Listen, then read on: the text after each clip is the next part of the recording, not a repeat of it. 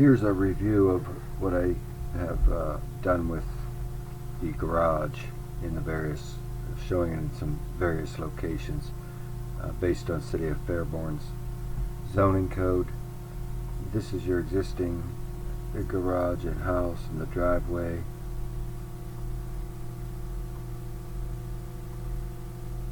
And I did not, for the purposes of this whole review, I did not build this landscape with this hill that comes down here. We don't really, in any of my variations, get into where this hill begins to go up here. But the first one I looked at was, I believe you had mentioned, talking about one of the alternatives was to have it directly centered on the garage across. So this is that first one, and we can call this A, and I'll review these at the end briefly. There are 5, more or less, A through E, but this is A, which centers it on that garage across the way, and just does make the setback requirements. You can see there's 5 or 6 inches to spare from your existing driveway. I believe our measurements are pretty good. I did not, in terms of the locating that house on the lot, I just used an overlay from this photo. Going back to this garage though, I assume this is your truck, this 2-door, which shows a turning circle of 40 feet, which is kind of significant because you can see the bigger ones, that jumps by 7 or 8 feet. And this was the Highlander. It has a similar turning circle, and that's just for reference. So this is a 40-foot diameter circle, and obviously coming up here and turning into your garage, you do that all the time, and leaving. Getting into that, if it's right up there on the margin like that and centered on the garage door, it's going to be a little different. And I don't know whether you just pull in this way and back into it is probably the easiest way.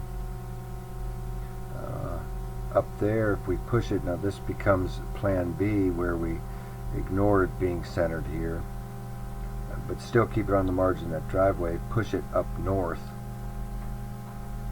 a bit, northwest, and then back as well, because obviously there's not enough room in front of this with this. Whether you expand, you could expand this concrete this way rather than push that back. But if you did push it back to the setback requirement there, you end up with about 20 feet of driveway in front of it. And then this is that same 40-foot turning radius of your truck or the Highlander, which is a little less, and it's a little easier to get in and out. This is B.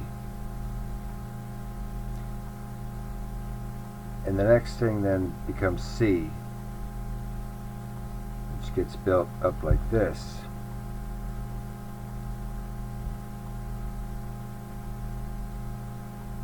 And there's all sorts of room there, obviously. And this, I think this is actually, yeah, this is C. Yeah, that makes the most sense. This one rotates it around all the way, keeps this whole margin right on the setback line, pushes it to the edge of your property on the right side, and back to a line from the existing driveway intersects. And then you have a lot of pavement on this plan D, I guess. All of this then would be in pavement. Scaling that same thing back still faces the same direction, but scaling it back like this, and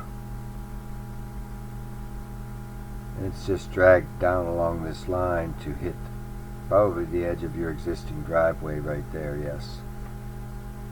So then you're only adding this triangle of concrete here, and that's going to be E.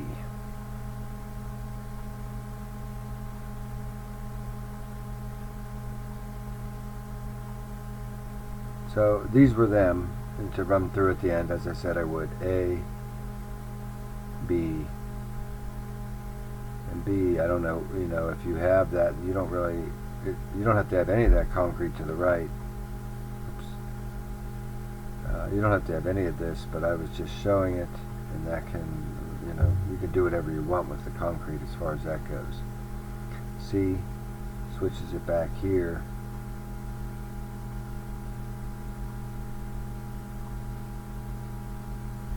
With this little space off here, and then that's 6 foot with this 4 foot margin, so you have almost 10 foot over here for parking if a person wanted it.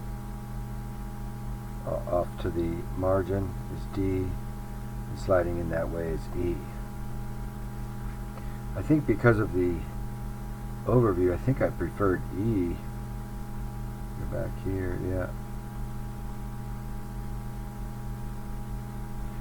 E seems to be the least, it may be the one that faces down, straight down the driveway.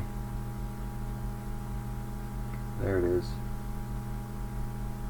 That one's also pretty cool, and this, this can just curve up here if you wanted it to. We could shape this however you like. So no easy decisions, I suppose. But let me know. Also briefly with regard to A, notice this is your pickup truck modeled here, and the end of your existing driveway here. So in that event, you might want to plan on having a few more feet put back here so the person can park there without blocking this path. And finally, with regard to the front end of this garage, this is all done in brick.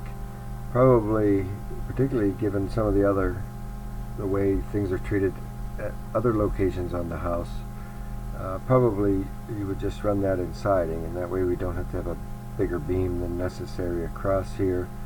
And I like how this works, as I said, with other areas of your house. There is, with these walls built as standard 8 foot 1 1/8 on top of this foundation, if you used low headroom track and maybe a side operated lift, you probably could use an 8 foot door in that structure. Now there are going to be a series of silent films that run after each of these. I'll try to add label to it, showing you each of the models, an overview, and a quick drive-by situation. But I won't be narrating those, so you'll have to see, hopefully I get the labels right, and it's A, B, C, D, E. And hopefully this is enough information for you guys to make a call on where you want to put the garage on the land. So I'll say thanks and bye now. Also, I forgot to mention, in some of the plans, it'll be required for you to decide which side that door is going to go. I'm assuming it's going to swing in with the back coming toward here, regardless of which side it goes on. But that will also have to be specified. Thanks.